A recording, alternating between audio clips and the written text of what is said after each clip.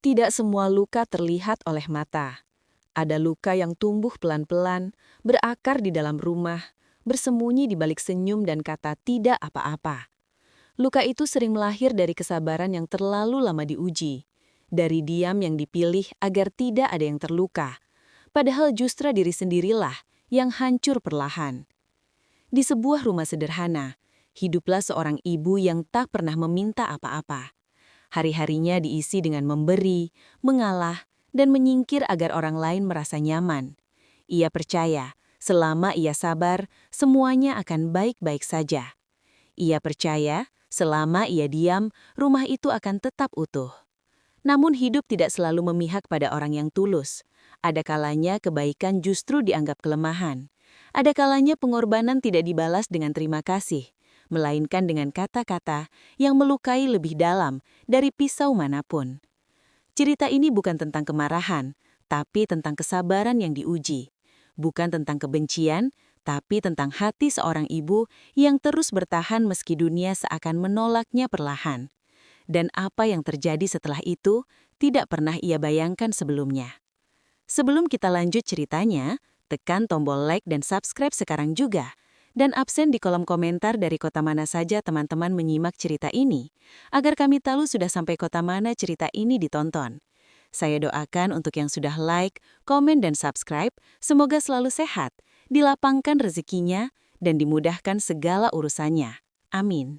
Ibuku adalah perempuan yang hidupnya dibangun dari kesabaran yang tak pernah selesai. Kesabaran yang bukan sekedar sikap, melainkan napas hidup yang ia hirup setiap hari. Ia tidak pernah belajar bagaimana cara mengeluh, karena sejak muda hidup telah mengajarinya bahwa keluhan tidak pernah membuat perut kenyang, tidak pernah membuat luka sembuh, dan tidak pernah membuat esok menjadi lebih ringan. Maka ia memilih diam, memilih bertahan, memilih kuat meski tak pernah benar-benar kuat. Sejak aku kecil, aku mengenal dunia melalui mata ibuku. Dunia yang keras, tetapi tidak kehilangan cinta. Ia bangun sebelum subuh, saat suara azan belum menggema, saat langit masih hitam dan dingin menusuk tulang. Tangannya yang kurus bergerak lincah menyiapkan air, menyapu lantai, lalu memasak apapun yang bisa ia masak dari bahan seadanya. Ia selalu memastikan aku bangun dengan perut terisi, meski ia sendiri sering hanya meneguk air hangat. Ibuku jarang terlihat menangis. Bahkan saat ayah jatuh sakit dan akhirnya meninggal, air matanya tidak tumpah deras seperti yang kulihat di wajah keluarga lain.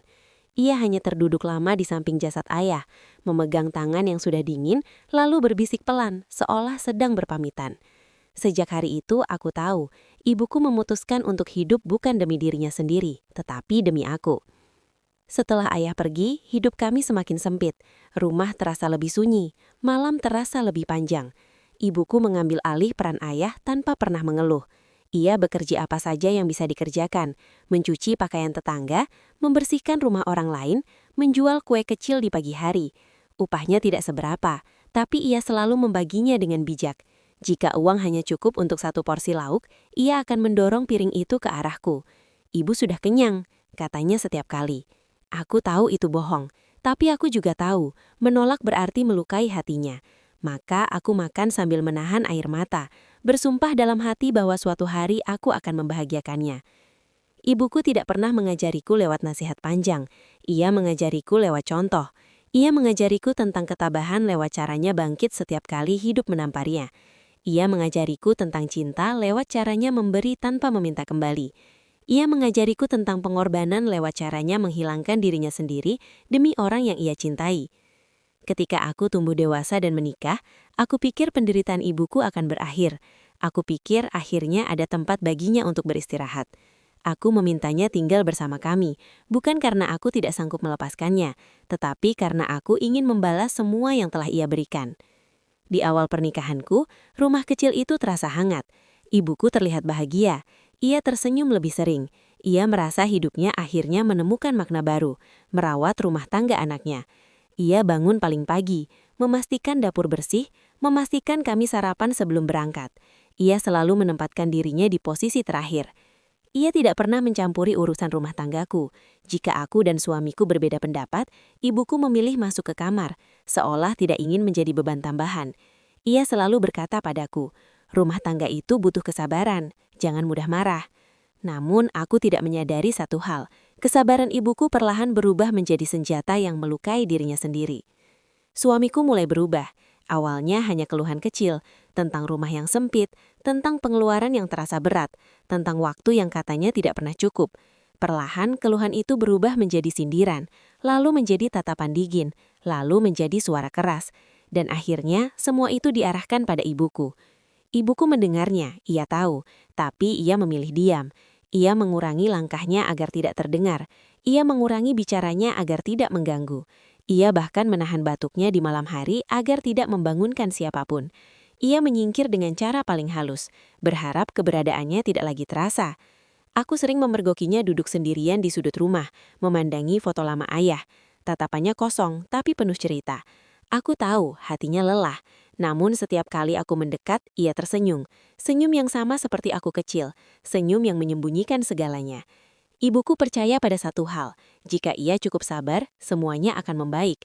Ia percaya bahwa badai akan reda jika ia tidak melawan. Ia tidak tahu bahwa di rumah itu, kesabaran ibuku justru ditafsirkan sebagai kelemahan. Aku terjebak di tengah, aku mencintai ibuku, aku juga mencintai suamiku. Aku takut membuat salah satu dari mereka terluka. Dan dalam ketakutan itu, aku memilih diam. Diam yang perlahan berubah menjadi pengkhianatan. Aku tidak tahu bahwa semua ini hanyalah awal dari luka yang jauh lebih besar.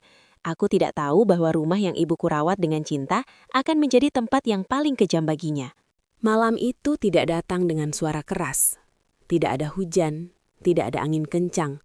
Tidak ada tanda dari langit bahwa sesuatu yang kejam akan terjadi. Justru keheninganlah yang membuat segalanya terasa menakutkan. Rumah kecil itu terlalu sunyi, seolah sedang menunggu sesuatu yang buruk untuk meledak. Ibuku duduk di sudut ruang tamu. Tangannya saling menggenggam di atas pangkuan. Punggungnya sedikit membungkuk, seperti orang yang sudah terlalu lama menahan beban. Matanya tertunduk, bukan karena mengantuk, tapi karena ia sedang berusaha menjadi tidak terlihat. Ia tahu, malam-malam seperti ini sering berakhir dengan kata-kata yang melukai. Suamiku pulang dengan wajah tegang. Pintu ditutup sedikit lebih keras dari biasanya. Sepatunya dilempar sembarangan. Tidak ada sapaan, tidak ada senyum. Udara di rumah seketika berubah. Aku berdiri di dapur, jantungku berdegup lebih cepat. Aku mengenal tanda-tanda itu, tapi seperti biasa, aku memilih berharap semuanya akan berlalu begitu saja. Harapan itu hancur dalam hitungan menit. Keluhan pertama keluar dengan nada datar, tapi penuh tekanan, tentang pekerjaan, tentang uang yang tidak pernah cukup, tentang hidup yang katanya terlalu berat. Aku mencoba menjawab dengan tenang, mencoba meredakan. Tapi setiap kata dariku justru seperti menyiram bensin ke api yang sudah menyala. Lalu arah pembicaraan itu berubah. Rumah ini makin sempit, katanya. Matanya melirik ke arah ibuku tanpa menyebut nama. Ibuku menunduk lebih dalam, tangannya menggenggam kain kerudungnya, jemarinya gemetar. Ia tidak berkata apa-apa, tidak pernah. Semua jadi serba tidak enak. Lanjut suamiku, suaranya meninggi sedikit. Tidak bebas, tidak nyaman. Aku tahu kemana arah semua ini, tapi lidahku terasa keluh. Ada ketakutan aneh yang menahan kata-kata di tenggorokanku. Aku berdiri di antara dua dunia, dan malam itu aku memilih diam. Diam yang akan kusesali seumur hidup. Aku capek, katanya lagi, kali ini lebih keras. Aku kerja banting tulang, tapi rumah seperti bukan rumah sendiri. Ibuku mengangkat wajahnya perlahan. Matanya berkaca-kaca, tapi tidak ada satupun air mata yang jatuh. Ia ingin bicara. Aku tahu itu. Bibirnya bergetar, lalu tertutup kembali. Ia menelan kata-katanya sendiri, seperti yang selalu ia lakukan sepanjang hidupnya.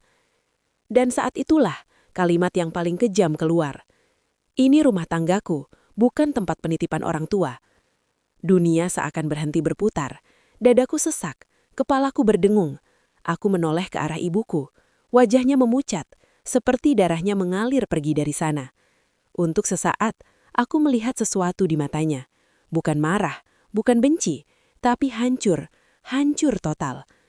Ia tidak menangis, tidak berteriak. Ia hanya menunduk lagi, lebih dalam dari sebelumnya. Seolah tubuhnya tidak sanggup lagi menahan beban kata-kata itu. Aku sudah terlalu sabar. Lanjut suamiku, nadanya semakin tinggi. Kalau memang tidak betah, Ya keluar saja. Kalimat itu jatuh seperti palu godam, berat, kejam, tidak ada jalan kembali setelah itu. Aku membuka mulut, aku ingin berkata sesuatu, apa saja, membela, menahan, menghentikan. Tapi suara itu tidak pernah keluar. Aku kalah oleh ketakutanku sendiri. Dan dalam kekalahan itu, aku membiarkan ibuku sendirian menghadapi kehancurannya. Perlahan, ibuku berdiri. Gerakannya lambat, seperti orang yang tubuhnya sudah terlalu lelah untuk patuh pada perintah pikiran. Ia tidak menatap siapapun. Ia berjalan menuju kamar kecil di belakang rumah. Kamar yang selama ini ia tempati dengan penuh rasa sungkan. Aku mengikutinya. Tanganku gemetar. Ia membuka lemari kecilnya, mengeluarkan tas lusuh yang sudah lama ia simpan. Ia melipat pakaiannya dengan rapi, satu persatu, seolah masih berada di rumahnya sendiri. Tidak ada isak, tidak ada keluhan. Kesunyiannya justru terasa lebih menyakitkan. "Ibu?" Suaraku pecah. Ia menoleh, tersenyum tipis, senyum yang membuat dadaku seperti diremas kuat-kuat. "Tidak apa-apa," katanya pelan. "Ibu tidak mau jadi penyebab pertengkaran." Kalimat itu menusukku lebih dalam dari apapun yang dikatakan suamiku. Ia membawa tas itu ke depan pintu. Aku mengantarnya. Tanganku ingin menahan, tapi kakiku terasa tertanam di lantai. Di ambang pintu, ia berhenti. Ia menatap rumah itu lama. Rumah yang ia rawat, ia bersihkan, ia isi dengan doa. Lalu ia menatapku. "Jaga rumah tanggamu. Ibu bisa jaga diri sendiri." Ia berbohong. Kami berdua tahu itu. Tapi aku membiarkannya pergi dengan kebohongan itu. Pintu tertutup, dan sejak malam itu, hidup ibuku berubah menjadi perjalanan sunyi yang tidak pernah ia minta. Ia berjalan tanpa tujuan jelas. Kota malam tidak ramah bagi perempuan tua.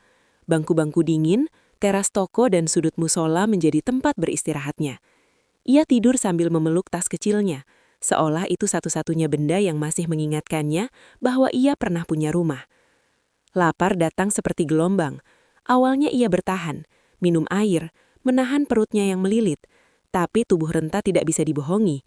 Ketika rasa perih itu tak tertahankan, ibuku menunduk, memungut sisa makanan. Nasi dingin, lauk yang hampir basi. Ia makan perlahan, dengan air mata jatuh ke dalam bungkusan itu. Bukan karena jijik, tapi karena malu. Seumur hidupnya ia memberi. Malam itu ia bertahan hidup dari sisa. Di tengah lapar dan dingin, ia tetap berdoa, bukan untuk dirinya, tapi untukku. "Aku titipkan anakku padamu," bisiknya dalam gelap. Dan aku, di rumah yang katanya milikku, mulai merasakan kehampaan yang tidak bisa dijelaskan dengan kata-kata. Sejak malam ibuku pergi, rumah itu tidak pernah benar-benar sama. Dindingnya masih berdiri, perabotannya masih di tempat yang sama, tetapi ada sesuatu yang hilang. Sesuatu yang tidak bisa diganti oleh apapun. Keheningan yang dulu terasa tenang kini berubah menjadi menyesakan. Setiap sudut rumah seolah menyimpan bayangan ibuku. Langkah kakinya, suara pelannya, doanya yang selalu ia bisikan tanpa pernah kami dengar dengan sungguh-sungguh. Aku tidak langsung mencarinya. Dan itulah dosa terbesarku. Hari pertama, aku mengatakan pada diriku sendiri bahwa ibuku pasti baik-baik saja. Ia kuat. Selalu kuat. Hari kedua, aku mulai merasa gelisah tetapi masih menunda. Hari ketiga, aku tidak bisa tidur. Setiap kali memejamkan mata, bayangan ibuku duduk sendirian di tempat asing muncul tanpa henti. Dadaku terasa sakit, seperti ada tangan tak terlihat yang meremasnya perlahan. Suamiku tidak banyak bicara, ia juga berubah, tapi penyesalannya datang dengan cara yang dingin. Ia menunduk lebih sering, diam lebih lama. Namun diamnya tidak pernah mengembalikan ibuku, dan aku tahu, jika aku terus diam, aku akan kehilangan ibu bukan hanya secara fisik, tetapi selamanya. Aku mulai mencarinya. Aku menyusuri jalan-jalan yang mungkin ia lewati, musola kecil, teras toko, warung-warung sederhana. Aku bertanya pada orang-orang yang bahkan tidak mengenalku, berharap ada satu saja yang melihat seorang ibu tua berjilbab dengan tas kecil lusuh. Setiap penolakan adalah pukulan. Setiap gelengan kepala membuat kakiku semakin lemas. Pada hari keempat, pagi itu datang dengan cahaya matahari yang terasa dingin. Aku hampir menyerah. Lalu aku melihatnya. Ibuku duduk di pinggir jalan, dekat warung kecil yang hampir tutup. tubuhnya jauh lebih kurus. Bahunya turun, punggungnya semakin membungkuk. Kerudungnya kusam, pakaiannya lusuh. Di tangannya ada bungkusan kecil, sisa makanan. Dunia berhenti. Aku berjalan mendekat dengan kaki gemetar. Ia mengangkat wajahnya perlahan. Mata kami bertemu. Tidak ada kejutan di matanya. Seolah ia sudah tahu aku akan datang. Atau mungkin ia tidak lagi berharap apapun. Aku berlutut di depannya. Tangisku pecah. Semua kata maaf yang kupersiapkan runtuh begitu saja. Tidak ada kalimat yang pantas keluar dari mulut anak yang membiarkan ibunya pergi kelaparan. "Ibu," suaraku hancur. Ia menatapku lama. Lalu, seperti yang selalu ia lakukan sepanjang hidupku, ia tersenyum. "Kenapa menangis?" katanya lirih. "Ibu tidak apa-apa." Kalimat itu menghancurkanku sepenuhnya. Aku memeluknya. Tubuhnya ringan, terlalu ringan. Aku bisa merasakan tulangnya. Aku bisa merasakan betapa lelahnya ia. Ia mengusap kepalaku pelan. Gerakan yang sama seperti saat aku kecil jatuh dan menangis. Aku membawanya pulang hari itu. Tidak dengan izin siapapun. Tidak dengan keraguan. Aku menggandeng tangannya, dan kali ini aku tidak akan melepaskannya lagi. Di rumah, suamiku berdiri kaku. Ia tidak marah, tidak berteriak, tidak berkata apa-apa. Wajahnya pucat, matanya menunduk. Untuk pertama kalinya, aku melihat rasa bersalah yang nyata di sana. Tapi rasa bersalah tidak pernah bisa menghapus luka yang sudah terlanjur. Ibuku duduk di kursi, seperti tamu yang takut merepotkan. Aku membuatkannya teh hangat, makanan sederhana. Ia makan pelan, sangat pelan, seolah makanan itu akan direnggut darinya. Malam itu, aku duduk di samping tempat tidurnya. Ia tertidur dengan nafas berat. Aku menatap wajahnya lama. Wajah yang penuh garis usia, garis pengorbanan. Aku sadar, tidak ada satupun permintaan yang pernah ia ajukan sepanjang hidupnya. Dan justru karena itulah, kami begitu mudah melukainya. Suamiku meminta maaf keesokan harinya, dengan suara rendah, dengan kepala tertunduk. Tidak ada pembelaan, tidak ada alasan. Ibuku mendengarnya. Ia mengangguk pelan. Ibu tidak menyimpan marah. Marah itu capek. Ia memaafkan. Karena ia selalu memaafkan. Tapi aku tahu, ada luka yang tidak akan pernah benar-benar sembuh. Ada rasa takut yang akan selalu tinggal. Takut menjadi beban, takut ditolak, takut diusir lagi. Hari-hari berjalan, kami mencoba memperbaiki. Tidak semua berjalan mulus. Ada keheningan yang canggung, ada jarak yang tidak mudah dihapus. Tapi satu hal berubah dalam diriku. Aku tidak akan lagi diam. Aku belajar bahwa cinta tanpa keberanian adalah pengkhianatan yang halus. Aku belajar bahwa membela ibu bukan berarti menghancurkan rumah tangga, tetapi menyelamatkan kemanusiaan. Ibuku masih tersenyum setiap pagi, senyum yang sama.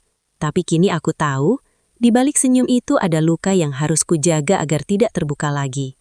Cerita ini tidak berakhir bahagia sepenuhnya. Tidak ada akhir sempurna.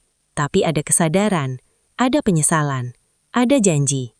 Bahwa selama aku hidup, ibuku tidak akan pernah lagi merasa sendirian. Bahwa orang tua bukan beban, mereka adalah akar. Dan siapapun yang memutus akar itu, perlahan akan kehilangan arah hidupnya sendiri. Jika kisah ini sampai ke hatimu, jangan tunggu sampai terlambat. Peluklah ibumu. Bela dia, selagi ada waktu.